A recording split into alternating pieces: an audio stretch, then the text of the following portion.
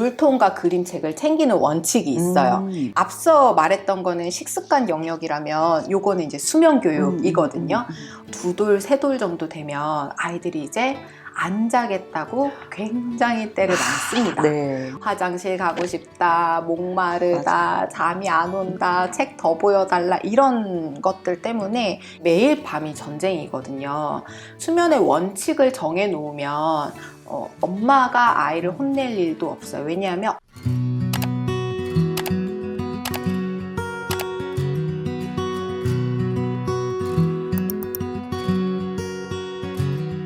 지금 이민주 육아상담소 말고도 민주쌤의 육아일기에서 윤희의 성장 과정을 그린 것도 좀 계속해서 같이 영상을 내보내고 계세요. 그쵸. 제가 알기로는 윤희가 굉장히 귀하게 소중하게 얻은 아이라고 알고 있어요. 네네. 네, 거기에 대한 이야기 좀 해주실 수 있으세요? 세상에 귀하지 않은 아이는 없긴 해요. 대부분 제가 만나는 부모는 아무래도 육아가 힘든 부모들이 많거든요. 육아가 어려워요. 아이 키우는 게 왜 이렇게 힘들까요? 하시는 분들이 많은데 사실은 저 같은 경우는 다른 분들에 비해서는 그 육아의 과정은 아무래도 전문가다 보니 수월할 수 있잖아요. 근데 신은 공평한 건지 저한테 임신과 이 출산의 과정이 정말 많이 힘들었어요. 처음에 이제 아이를 가졌을 때 일을 하고 있었거든요. 근데 아이를 가지고 한 24주 5일 정도 됐을 때예요. 자궁문이 열려버린 거예요. 그래서 이제 병원에 갔는데 이미 벌써 다리가 나온 상태였고 입원을 하고 어떻게 해야 되나 그런 치료의 과정들을 거치는 와중에 새벽에 이제 양수가 터지고 이제 25주 차에 아이를 출산을 했어요. 그래서 그때 아이가 677g이었고 너무나 초미수가였었고 심장 수술도 하고 이렇게 너무 작다 보니 어려웠어요. 그 아이를 살리는 게. 출산을 하고 이제 몇 주 아이를 지키려고 애를 썼으나 이제 보내게 됐어요. 그러면서 느꼈던 게 아무나 엄마가 되는 게 아니구나, 당연한 건 없구나라는 생각을 정말 많이 했었고, 그리고 다시 임신을 하게 됐는데 제가 자궁경부 무력증이라는 병이 있다라는 거를 알게 됐어요. 그래서 이 병은 사실 임신을 하지 않으면 전혀 문제가 되지 않는 병인데 아이를 가지면 무거워지잖아요. 자라니까. 아이가 무거워지면 이 자궁경부가 버티지 못하고 이렇게 열려버리는 거예요. 그래서 16주 차 정도 전에, 아이가 더 크기 전에 자궁을 묶는 수술을 해줘야 되거든요. 그래서 이제 2번째 아이를 가졌을 때 자궁을 묶는 수술을 했고, 그렇게 지켜낸 아이가 이제 윤희예요. 지금 5살이 된 윤희예요. 당연한 과정일 수 있지만 제가 그 과정을 거치면서 엄마가 된다는 건 이게 쉽지만은 않구나. 그리고 아이를 키우는 과정도 사실 너무너무 힘들잖아요. 근데 지금 생각하면 그 과정이 없었으면 이걸 너무 저도 당연하게 생각했을 수 있겠는 거예요. 그래서 그 경험치가 그때는 정말 죽고 싶을 정도로 고통스러웠지만 지금은 고위험 산모이신 분들이 정말 많거든요. 그리고 저보다 더 아픔을 겪어내고 계신 분들도 많은데 그분들한테 위로를 줄 수도 있고 저의 경험을 나눌 수도 있고 또 상담을 해줄 수도 있는 그 경험치가 되었다고 생각을 해요. 이제 윤희가 귀한 아이인 거죠. 모두가 귀한 아이지만 어떤 순간에도 이 아이가 내가 욕심으로 이 아이를 불행하게 하는 것보다는 진짜 내 옆에서 지금 숨쉬고 커가고 있는 게 너무나 감사한, 그게 당연한 게 아니다 라는 거를 정말 많이 느끼면서 이제 되뇌이면서 키우고 있죠. 와, 아니 저도 아이가 둘이 있는데 네네. 작가님 이야기 들으니까 그 아이들을 저도 평소에 굉장히 당연하게 생각을 하거든요. 네네. 근데 이 아이가 있는 게 정말 당연한 게 아니구나라는 생각이 네. 들고 어떤 생명의 경이로움에 다시 맞아요. 한번 그 생각이 드는 것 같아요. 너무 소중한 아이들이네요. 네. 그래서 부모님들한테 제가 이 얘기를 해드릴 때가 좀 한 번씩 있어요. 뭐 자주 하는 건 아니지만 어떨 때냐면 너무 사소한 거에 욕심을 부리거나 또 너무 아이의 정말 성장하는 과정에서 보이는 한낱 정말 아무것도 아닌 일을 너무 크게 받아들여서 힘들어하시는 분들이 있거든요. 물론 그 힘들어하는 것들도 이해는 돼요. 하지만 조금 더 크게 이 아이의 존재를 좀 바라봐 주길 바라는 마음에서 가끔 이런 또 경험치를 나누고 있죠. 네. 네. 그 지금 육아 상담소 말고 윤희가 주축이 되는 그 채널도 있잖아요. 민주쌤 육아일기. 그 채널을 따로 만드신 이유가 있으세요? 처음에 제가 퇴사를 하고 나서 저도 교사 생활을 하다가 이제 퇴사를 하고 나서 더 많은 분들에게 육아 정보, 그러니까 아이의 발달 과정이라든지 이런 이론들을 나누고 싶다라는 생각이 들었어요. 그래서 이민주 육아 상담소라는 채널을 만들고 아이의 발달, 뭐 놀이 이런 것들에 대한 이론들을 막 공유를 했어요. 그랬더니 많은 부모님들이 도움이 되긴 한다. 그런데 이론은 알겠으나 실전에 적용이 어렵다. 머리로는 알겠는데 막상 아이를 키우는 과정에서 이걸 실천하기가 어렵다라는 말씀들을 많이 하시더라고요. 그래서 제가 생각을 했어요. 저도 그때 이제 아이를 키우고 있었기 때문에 까짓거 내가 보여주자. 왜냐하면 지치고 힘든 육아가 이렇게 유쾌하게 즐겁게 아이와의 시간이 사실 너무 소중하잖아요. 오늘의 아이는 절대 다시 돌아오지 않거든요. 그래서 이 과정을 좀 담아서 부모님들께 오늘 하루가 즐겁고 유쾌한 육아가 될 수 있길 바라는 마음에서 브이로그를 좀 제공해보자 했던 것이 저희 아이가 생후 10개월 됐을 때였어요. 그때부터 이제 아이랑 함께하는 식습관, 수면, 놀이, 뭐 발달 모든 과정들을 좀 즐겁게 담아봤고요. 사실 아이가 하는 일상이기 때문에 뭐 거짓을 담을 수도 없고요. 이걸 뭔가 제가 뭔가 포장을 할 수도 없어요. 아이가 나오기 때문에 오히려 그런 솔직한 모습들이 엄마 아빠들이 굉장히 도움이 됐다라는 이야기가 많았고, 예상하지 못했지만 윤희 팬들도 되게 많이 랜선 친구들도 생기고 막 그랬던 채널이, 사랑을 받았던 채널이 지금까지 운영을 하고 있는 민주쌤 육아일기 채널이에요. 그래서 저는 지금 이제 이론을 다루는 이민주 육아 상담소라는 채널과 육아 실전을 다루고 있는 민주쌤 육아일기라는 채널을 같이 운영을 하고 있습니다. 저희 회사의 마케팅 팀장님도 팬이에요. 네. 결혼도 안 했는데 윤희 엄청 팬이에요. 맞아요. 예기치 않게 네. 윤희가 팬이 많아져가지고. 저 여쭤보고 싶어요. 지금 많은 분들이 윤희의 성장을 같이 지켜보고 있잖아요. 네네, 응원도 하고 계시고. 윤희도 자기가 얼굴이 나오고 있다는 걸 알고 있나요? 윤희는 자기 얼굴이 이제 나오고 있는 거는 알고 있어요. 이제 커가면서 모르는 사람들이 자기를 알아봐주고 인사를 해주고, 그런데 다른 사람들도 다 그렇게 나온다고 알고 있어요. 모든 사람들이 이제 엄마가 촬영을 해주고 이제 영상으로 만들어지고 이렇게 느끼고 있고, 최근에 이제 제가 책이 출간되는데 거기 표지에 자기 사진이 들어간 거를 굉장히 좋아해요. 그래서 엄마와 나의 책이다 할 정도로 뿌듯해하고, 제가 먼저 물어보기도 해요. 오늘 촬영할 거야 안 할 거야, 뭐 책에 사진이 나오는데 괜찮겠어, 이런 것들을 물어보는데 아직까지는 굉장히 좋아하고요. 그래서 이번 책에도 이론적인 부분은 사실 육아 코칭 백과기 때문에 가벼운 책은 아니잖아요. 그래서 발달이라든지 이런 것들을 쭉 이론을 다루는데, 이걸 보시면서 또 어렵다 이런 얘기들을 하실까봐 제가 QR코드로 이런 이론들을 이렇게 풀어낼 수 있어요 하고 딱 삽입을 해놨습니다. 그래서 이론 보시고 이거 어떻게 실천하지? 막막하실 때는 또 QR코드 보시면서 실천할 수 있게 담아놨습니다. 네. 네, 작가님은 아이를 키우는 엄마이기도 하시지만 14년차 육아 전문가이시기도 하잖아요. 네, 영상에 보면 윤희도 막 떼쓰고 난리가 나요. 그렇게 전문가라고 해도 육아가 쉽지만은 않았을 것 같아요. 그럼요. 힘든 고비들이 많고 다들 두려워하는 개월수가 있잖아요. 18개월을 정말 두려워하거든요. 근데 저도 마찬가지로 굉장히 긴장하면서 맞이했던 거고, 저는 21개월 때 진짜 너무너무 힘들었거든요.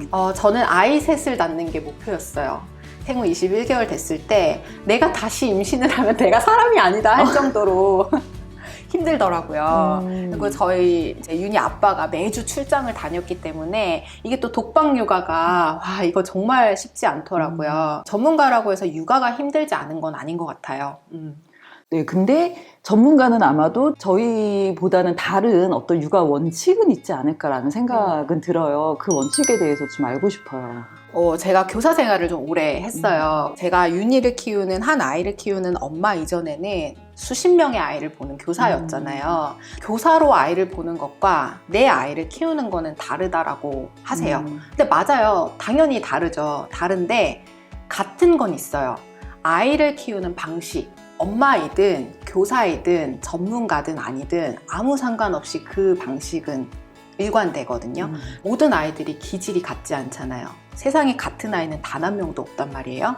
키우기 위해서는 분명히 이 아이에 대해서 관찰하고 잘 알아야 되는 건 맞아요. 근데 우리가 이 아이를 어떤 사람으로 키워내야겠다, 굉장히 독립적이고 건강하고 건강한 어른으로 성장으로 길러내야겠다라는 그 목적지는 같단 말이에요.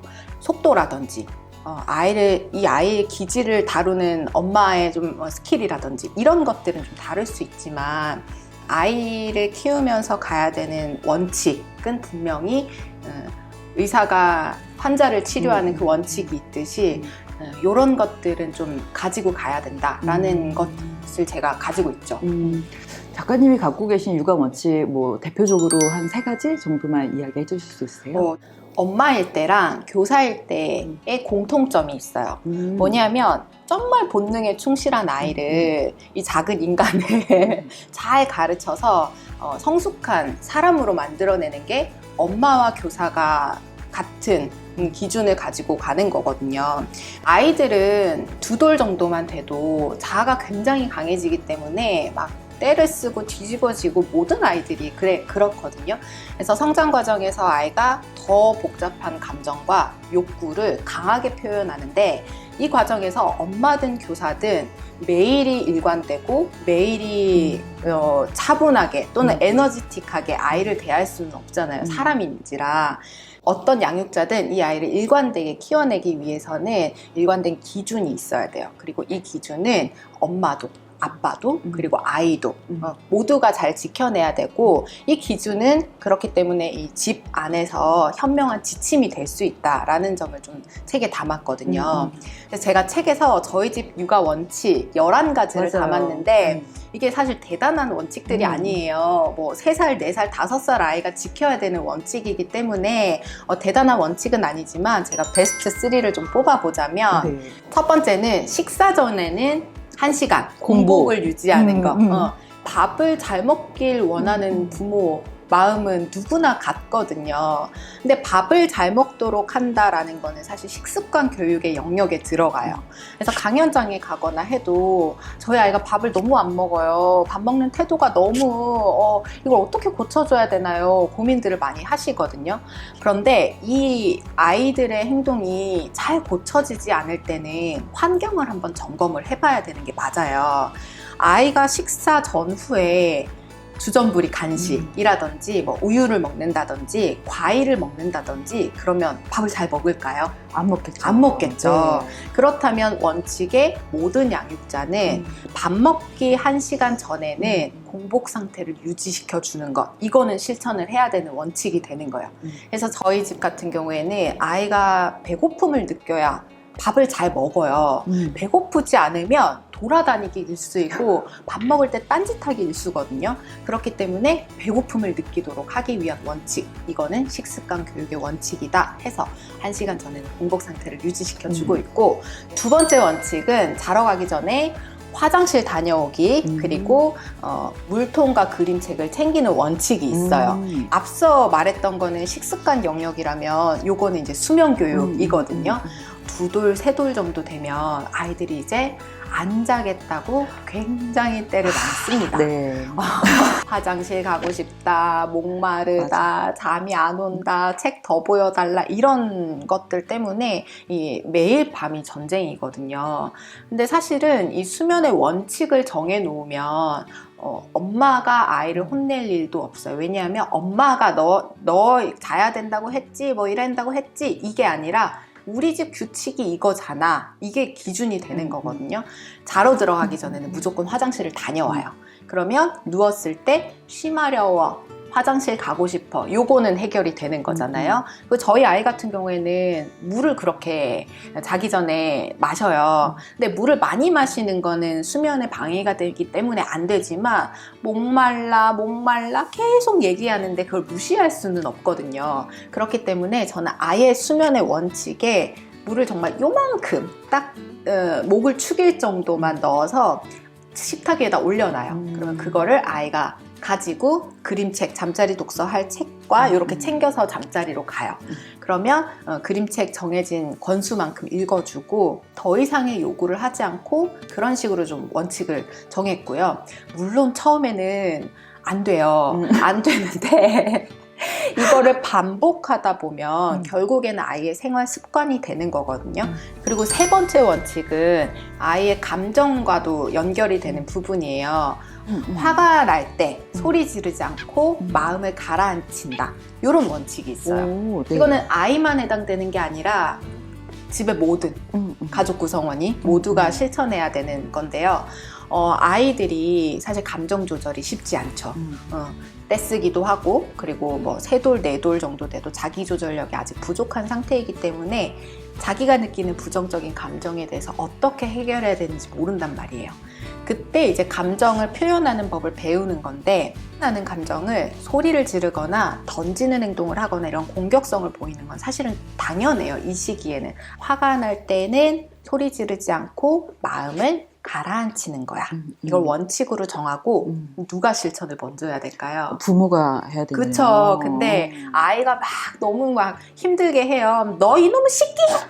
하고 아이한테 화가 날 때는 소리 지르지 않고 마음을 가라앉히는 거야 라고 하면 안 맞잖아요. 네. 그렇기 때문에 모든 가족 구성원이 화가 날 때는 이렇게 마음을 가라앉히는 걸로 모델링을 좀 해주는 원칙을 좀 정했고요. 한 가지 일화를 좀 말씀을 드리자면 윤희가 한 3돌쯤 됐을 때인 것 같아요. 저도 너무 힘든 날이었어요. 그래서 아이 앞에서 뭐 화를 내거나 한숨을 쉬면 안 되잖아요. 근데 너무 지친 나머지 저도 모르게 일어서서 주방으로 가면서 이렇게 한숨이 터져 나온 거예요. 쪼르르 따라오더니 저한테 엄마 화가 난다고 한숨 쉬면 안 되지 심호흡을 해야지 이러면서 저한테 이렇게 가슴을 쓸어내면서 보여주는 거예요. 그러니까 이게 원칙이 아이가 처음부터 지켜지진 않지만 배우고 있거든요. 그러게요. 어린이집이든 유치원이든 가면 자기도 화가 나는 일이 있을 거 아니에요. 친구들 사이에서. 엄마 내가 오늘 너무 화가 나서 교구장이랑 교구장 사이 있지. 거기 내가 앉아서 가슴을 쓸어내렸잖아. 이런 말들을 하거든요. 제가 아동학을 전공했기 때문에 공부를 했던 것까지 치면 지금 17년 차가 됐는데 가장 무서운 말이 저는 한 문장에 있어요. 감정은 무조건 부모한테 배운대요. 감정은 말로 설명해도 안 되고 책으로도 안 되고 이거는 무조건 부모한테 배우는 거다. 이게 제가 현장 경험, 아이들을 정말 많이 만나고 그리고 제가 아이를 키우고 있지만 맞는 것 같아요. 이 말은 되게 무서운 말이라고 저는 생각을 하거든요. 그렇기 때문에 감정 표현, 특히 부정적인 감정을 해결하는 방법은 아이한테 무조건 모델링을 좀 잘 보여줘야 되는 과정이기는 한 거죠. 네. 작가님 너무 감사합니다.